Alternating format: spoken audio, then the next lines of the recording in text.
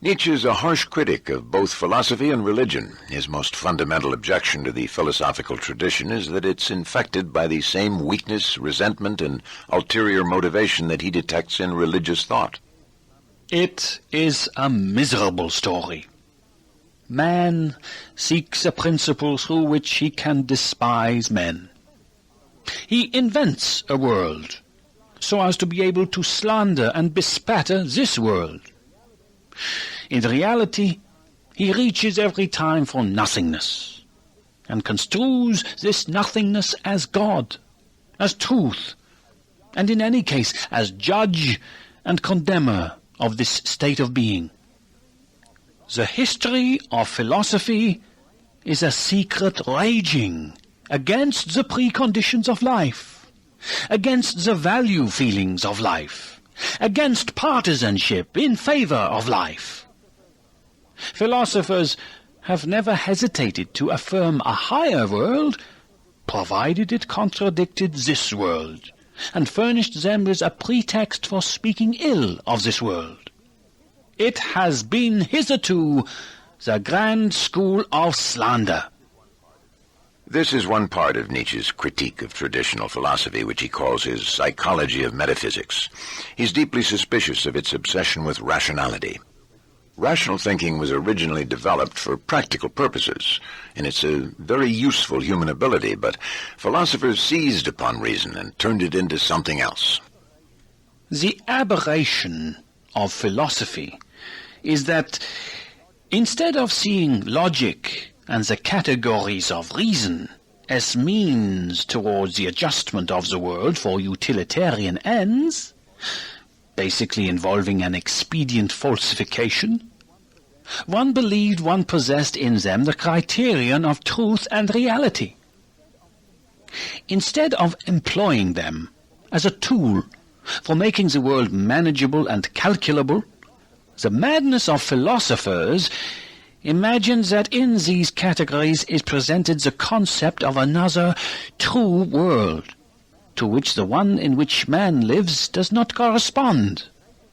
This is the greatest error that has ever been committed. One believed one possessed a criterion of reality in the forms of reason, while in fact one possessed them in order to become master of reality, in order to misunderstand reality in a shrewd manner. And behold, now this world came to seem false, and precisely on account of the properties that constitute its reality: change, becoming, multiplicity, opposition, contradiction, war. And then the entire fatal error was there. But Nietzsche doesn't merely criticize religious and philosophical thinkers. He goes on to call for new philosophers, for a new kind of philosophical thinking, a philosophy of the future. Such a philosophy, he says, would remain faithful to the earth. It would seek and yield a new and better understanding of ourselves and the world, an understanding that would be more truthful and insightful than previous interpretations.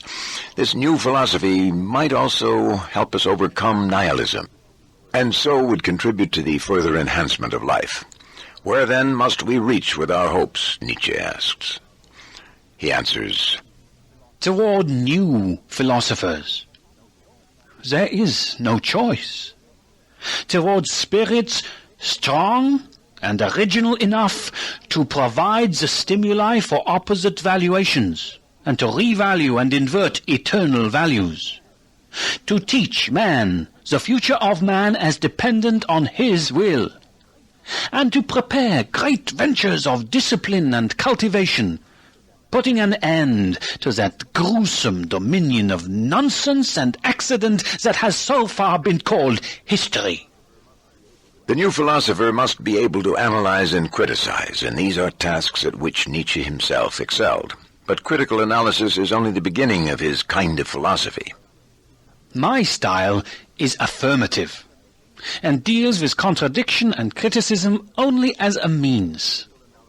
For Nietzsche, critical analysis should prepare the way for interpretations that give greater insight and understanding. leading to better assessment of everything that makes a difference to the quality of human life. More and more, it seems to me that the philosopher, being of necessity a man of tomorrow and the day after tomorrow, has always found himself, and had to find himself, in contradiction to his today. His enemy was ever the ideal of today.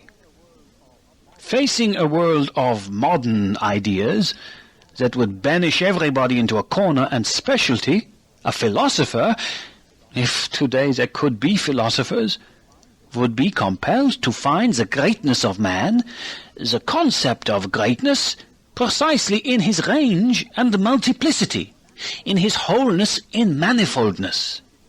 He would even determine value and rank in accordance with how much and how many things one could bear and take upon himself, and how far one could extend his responsibility.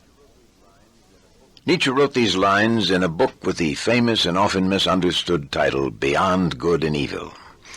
He chose the title not to advocate irresponsibility, but rather to point to a higher and more demanding form of intellectual integrity.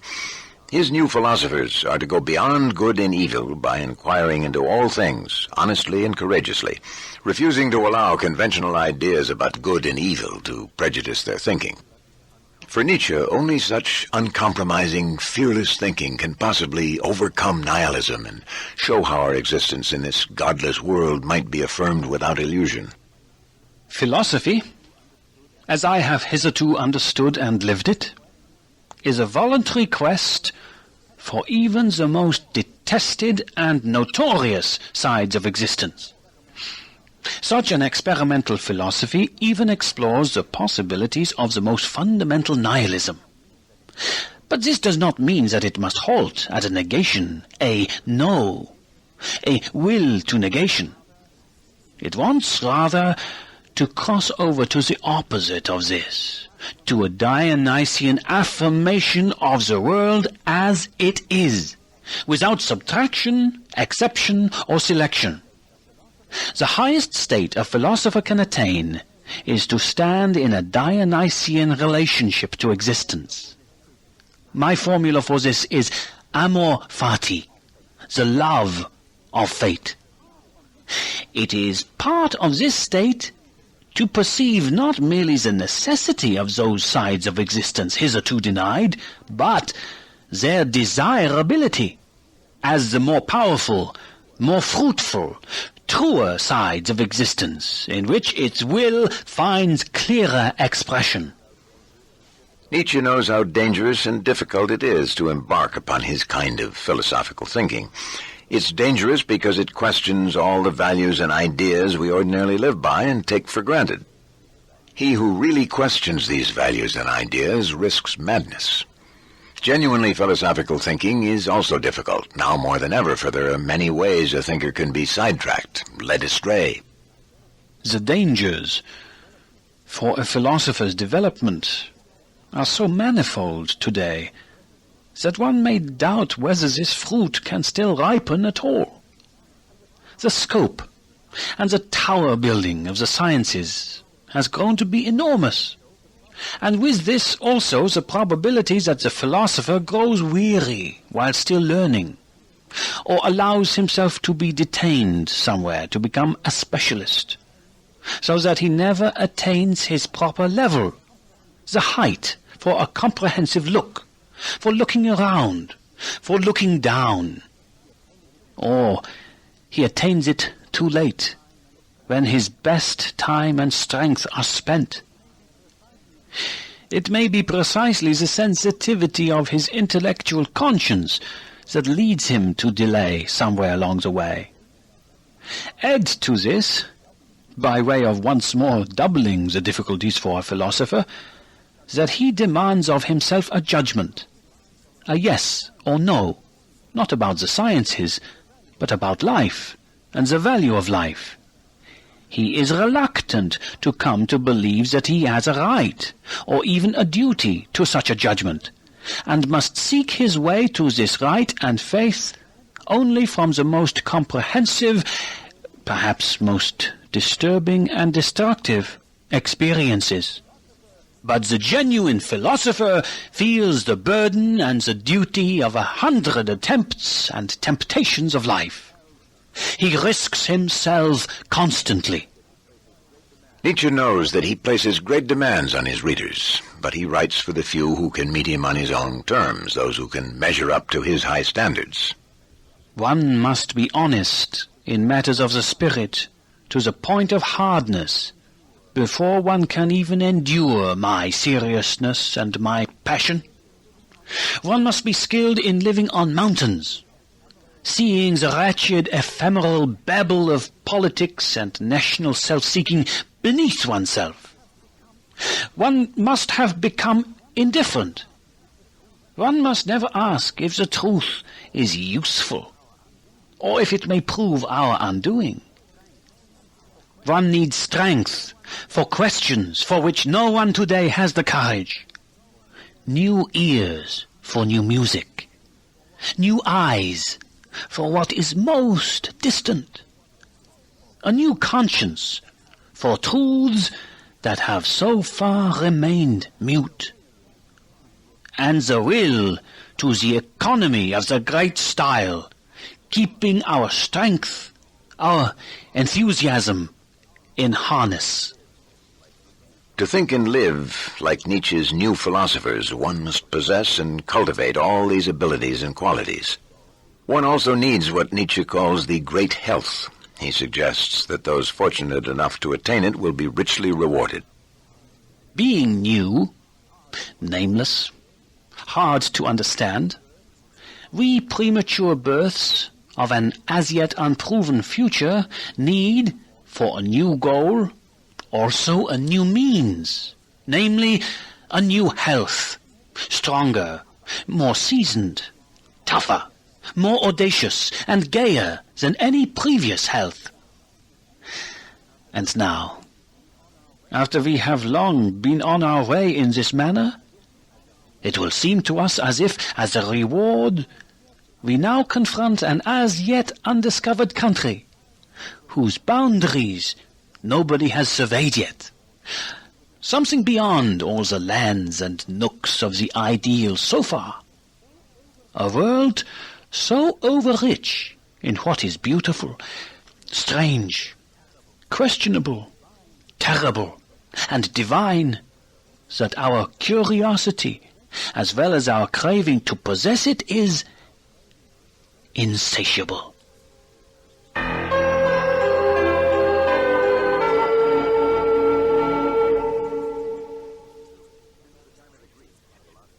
Since the time of the Greeks, philosophers have reflected on the nature and scope of truth and knowledge. Nietzsche shares this interest, but his analysis of truth and knowledge is quite unusual. He insists that they're very human affairs, inseparable from the conditions of human life. There is no relation of subject and object, but rather a particular species of animals that can prosper only through a certain relative rightness, above all, regularity of its perceptions, so that it can accumulate experience. The meaning of knowledge here, as in the case of good or beautiful, the concept is to be regarded in a strict and narrow anthropocentric and biological sense.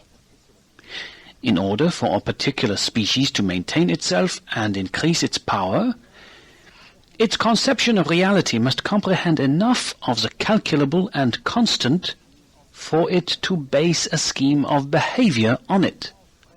The utility of preservation, not some abstract theoretical need not to be deceived, stands as the motive behind the development of the organs of knowledge. They develop in such a way that their observations suffice for our preservation. In other words, a species grasps a certain amount of reality in order to become master of it, in order to press it into service. Most philosophers have viewed conscious life as a set of activities completely different from the world of nature. For Nietzsche, this is a mistake. We can properly understand ourselves and our activities only if human life is translated back into nature, at least initially. But Nietzsche believes we must also translate ourselves back into society. This social context has shaped and developed the human intellect in many important ways. In one of his earliest essays on this, Nietzsche begins with what he calls a little fable. In some remote corner of the universe, there once was a star on which clever animals invented knowledge. That was the haughtiest and most mendacious minute of world history, yet only a minute. After nature had drawn a few breaths, the star grew cold, and the clever animals had to die. One might invent such a fable, and still not have illustrated sufficiently how wretched, how shadowy and flighty, how aimless and arbitrary the human intellect appears in nature. There have been eternities when it did not exist, and when it is done for again, nothing will have changed. For this intellect has no further mission that would lead beyond human life.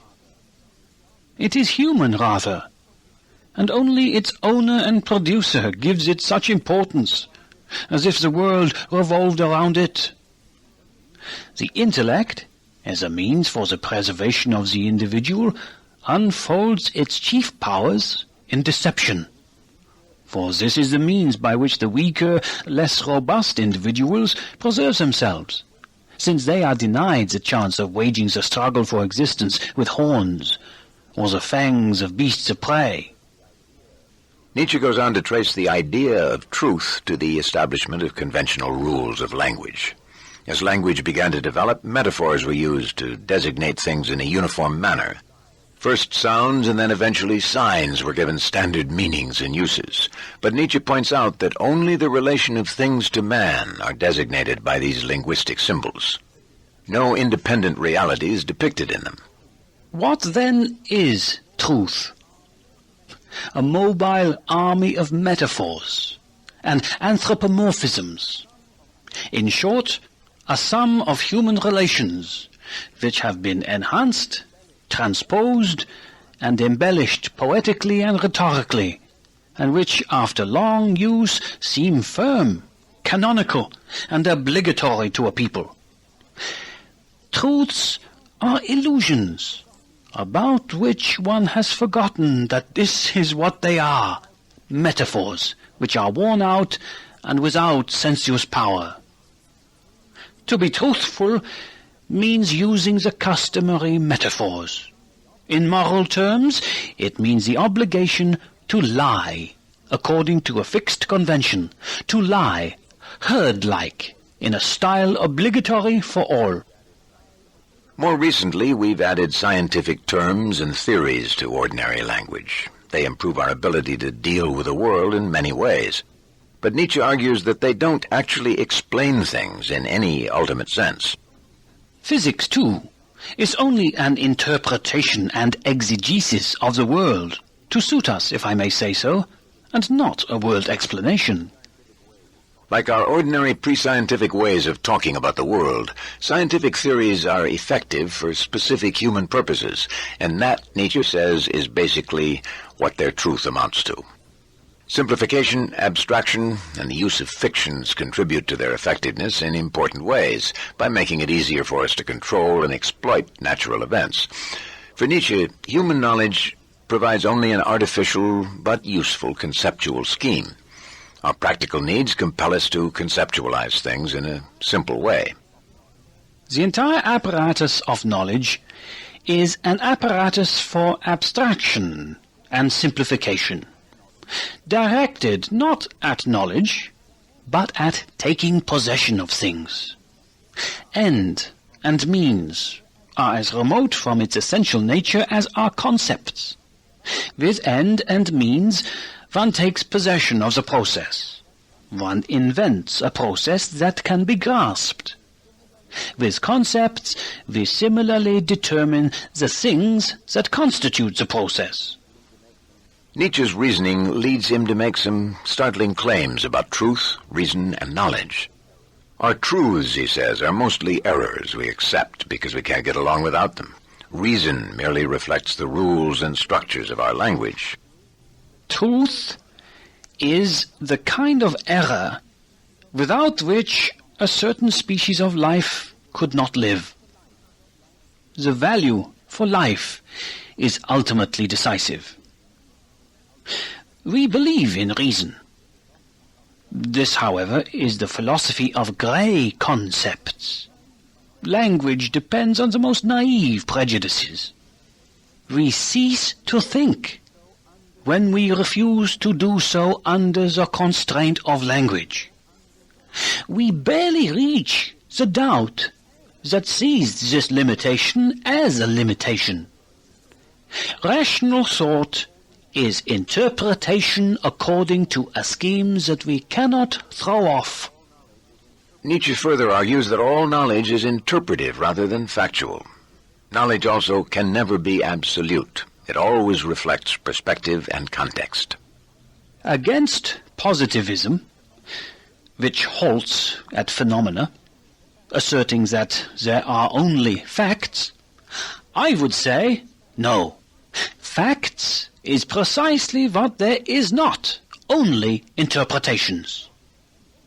We cannot establish any fact in itself. Perhaps it is folly to want to do such a thing. Insofar as the word knowledge has any meaning, the world is knowable. But it is interpretable otherwise. It has no meaning behind it, but countless meanings. I call this perspectivism. It is our needs that interpret the world, our drives, and their for and against. Yet Nietzsche doesn't conclude that we can never comprehend anything at all. Our ability to shift perspectives makes it possible for us to understand much about ourselves and our world. This is his way out of the radical relativism that might seem to be implied by his emphasis on perspective and context. But precisely because we seek knowledge, let us not be ungrateful to such resolute reversals of accustomed perspectives and valuations.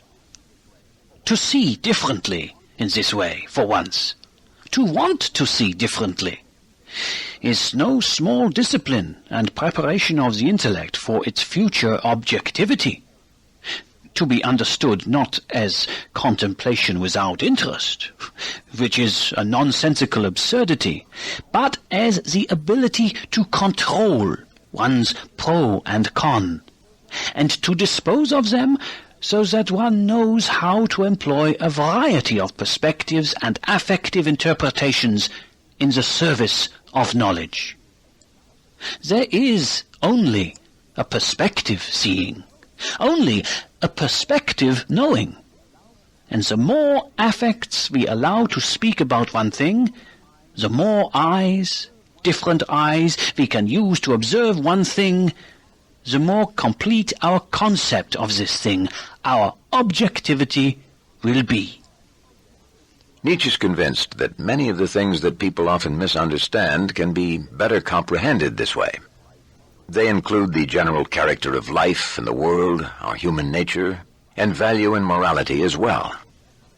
Thoughts about moral prejudices, if they are not meant to be mere prejudices about prejudices, presuppose a position outside morality, some point beyond good and evil to which one has to rise, climb, or fly. The question is whether one really can get up there. This may depend on manifold conditions. One has to be very light to drive one's will to knowledge into such a distance, to create for oneself eyes to survey millennia, and, moreover, clear skies in these eyes. One must have liberated oneself from many things that oppress, inhibit, hold down, and make heavy precisely us Europeans today. Someone who wants to behold the supreme measures of value of his time must first of all overcome this time in himself. This is the test of his strength. Nietzsche has this type of insight in mind when he observes that something might be true while being harmful and dangerous to the highest degree. Such truths may be found exhilarating, harsh, and ugly, or merely uninteresting. But Nietzsche praises those daring inquirers who have the strength, courage, and intellectual ability to pursue them. One must be prepared to sacrifice all desirability to truth. Every truth. Even plain, harsh, ugly, repellent, unchristian, immoral truth. For such truths do exist. At every step, one has to wrestle for truth. One has had to surrender for it almost everything to which the heart, to which our love, our trust in life cling otherwise. That requires greatness of soul. The service of truth is the hardest service. The way to knowledge for Nietzsche is not easy. It doesn't lead directly, but in a roundabout way, to diverse vantage points on different aspects of life. Scientific inquiry, historical investigation, psychological analysis, and many other forms of reflection give some insight. Each can help us interpret the others. All these perspectives play a part in Nietzsche's kind of thinking. The results may not measure up to the standards of some philosophers, but Nietzsche finds them important. He believes they deserve the name of knowledge and surpass anything that might otherwise be achieved. And for anyone like him, this is not its only reward. And knowledge itself? Let it be something else for others. For me, it is a world of dangers and victories, in which heroic feelings too find places to dance and play. Life as a means to knowledge. With this principle in one's heart, one can live not only boldly, but even gaily, and laugh gaily too.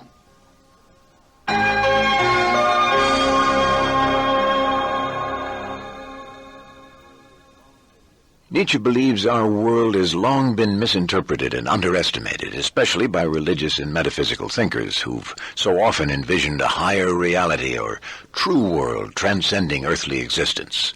He emphatically rejects all such religious and metaphysical schemes, insisting that this world, the world of life and death, of conflict and change, and of creation and destruction, is the only reality.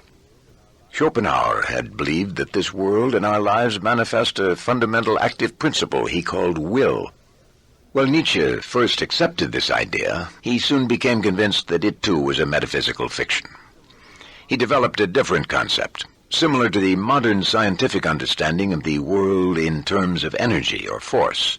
But Nietzsche's view differs importantly from the mechanistic matter-in-motion type of materialism favored by many of his scientifically minded contemporaries. Of all the interpretations of the world attempted hitherto, the mechanistic one seems today to stand victorious in the foreground. But the dynamic interpretation of the world, with its denial of empty space and little clumps of atoms, will shortly come to dominate physics. Yet Nietzsche is not satisfied with this new dynamic interpretation as it stands. He believes that scientific descriptions of the world, expressed in largely quantitative terms, fail to do justice to the full character of what goes on in it.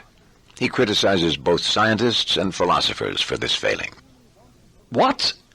Do we really want to permit existence to be degraded for us like this? Reduced to a mere exercise for a calculator and an indoor diversion for mathematicians? Above all, one should not wish to divest existence of its rich ambiguity.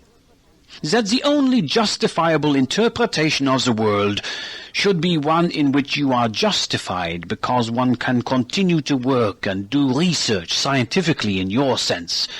An interpretation that permits counting, calculating, weighing, seeing and touching and nothing more. That is a crudity and naivete.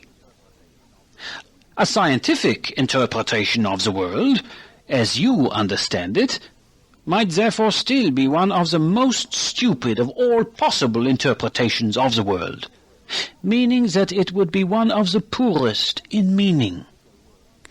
An essentially mechanical world would be an essentially meaningless world.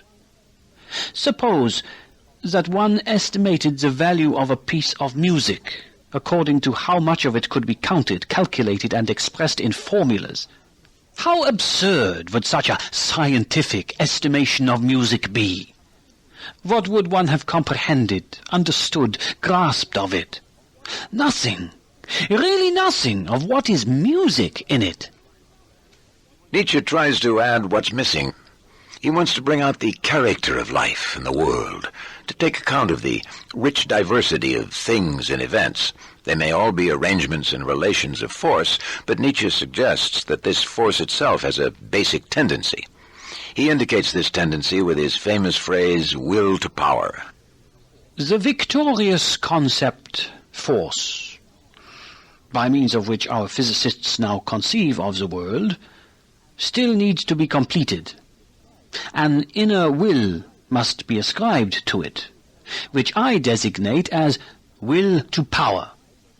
That is, as an insatiable desire to manifest power, or as the employment and exercise of power. One is obliged to understand all motion, all appearances, all laws, only as symptoms of an inner event, and to employ man as an analogy to this end. In the case of an animal, it is possible to trace all its drives to the will to power. Likewise, all the functions of organic life to this one source.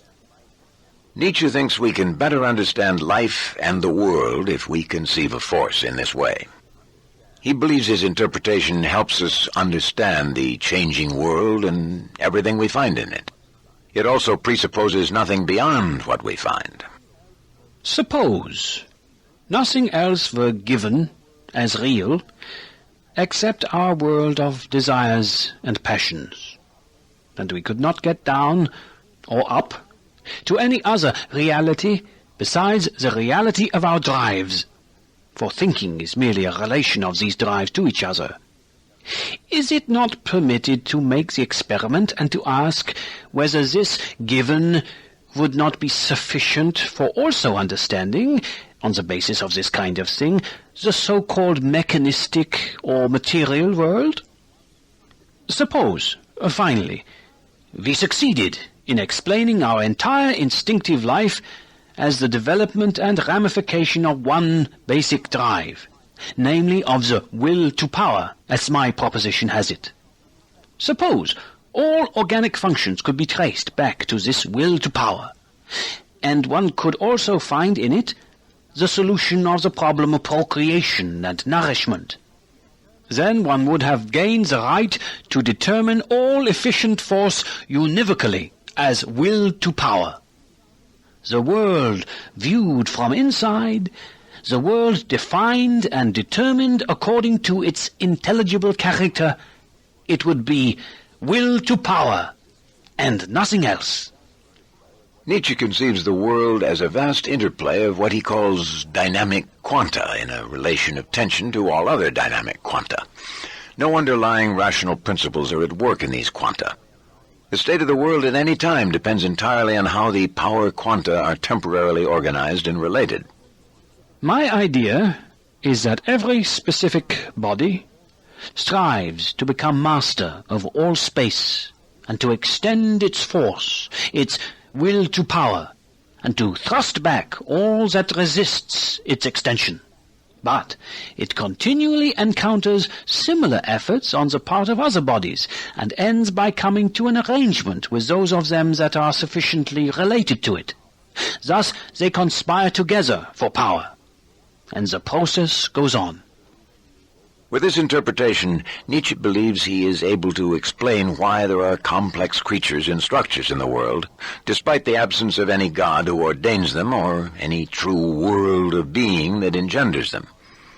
He denies that there are unchanging laws of nature, for the idea of laws of nature makes no sense without a divine lawgiver. He also interprets the general character of organic life in a novel way. Physiologists should think twice before positing the instinct of self-preservation as the cardinal instinct of an organic being. A living thing seeks above all to discharge its strength. Life itself is will to power. Self-preservation is only one of the indirect and most frequent results. The wish to preserve oneself is the symptom of a condition of distress, of a limitation of the really fundamental instinct of life, which aims at the expansion of power.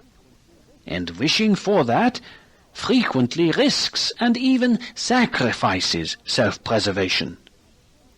The struggle for existence is only an exception, a temporary restriction of the will to life.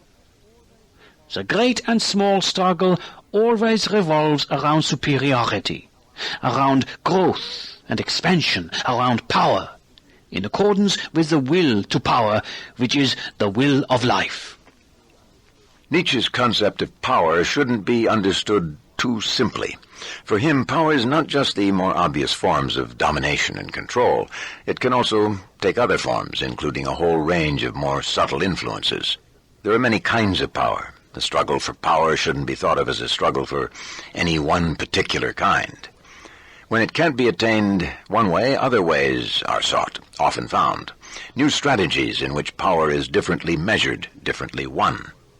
Nietzsche maintains that all processes and power relations in the world rearrange things, transforming and newly ordering them. This ordering transformation takes very different forms in different circumstances, but in all of them, power is the name of the game. It fundamentally involves imposing some new pattern of ordering relations upon things. No single kind of organized existence is either necessary or eternal, but the will to power, a fundamental tendency that both promotes and disrupts organization, is manifested throughout life and the world. This world, a monster of energy, without beginning, without end, a firm, iron magnitude of force that does not expend itself, but only transforms itself. A sea of forces flowing and rushing together, eternally changing, eternally flooding back, with tremendous years of recurrence, with an ebb and a flood of its forms. Out of the simplest forms striving toward the most complex. Out of the stillest, most rigid, coldest forms toward the hottest, most turbulent, most self-contradictory. And then again, returning home to the simple out of this abundance, blessing itself as that which must return eternally, as a becoming that knows no satiety, no disgust, no weariness. This, my Dionysian world of the eternally self-creating, the eternally self-destroying. Do you want a name for this world? A solution for all its riddles? This world is the will to power and nothing besides. And you yourselves are also this will to power and nothing besides. Nietzsche describes an unending alternation between conditions of order and disorder. This is one variation of his idea of the eternal recurrence. He seizes the idea of eternal recurrence partly because it opposes the view that the world develops in a straight line towards some predetermined final goal or end state. Eternal recurrence also conveys Nietzsche's version of the idea that the more things change, the more they remain the same. His point is that all orderings and reorderings in the world continually and eternally manifest the same fundamental disposition, the will to power. Nietzsche also applies the idea of the eternal recurrence more radically to mean that all events recur eternally in the same sequences down to the last detail. But he's chiefly interested in what it would take to be able to endure and affirm life if all events did eternally repeat themselves this way. For Nietzsche, the thought that all events might recur eternally just as they are presents us with the greatest possible challenge. It severely tests our ability to affirm life on the only terms the world offers, with no hope that these conditions might improve. Nietzsche presents the idea of eternal recurrence as just such a test. What if, some day or night, a demon were to steal after you into your loneliest loneliness and say to you, "This life, as you now live it and have lived it, you will have to live once more, and innumerable times more, and there will be nothing new in it, but every pain and every joy and every thought and sigh and everything unutterably small or great in your life will have to return to you, all in the same succession and sequence.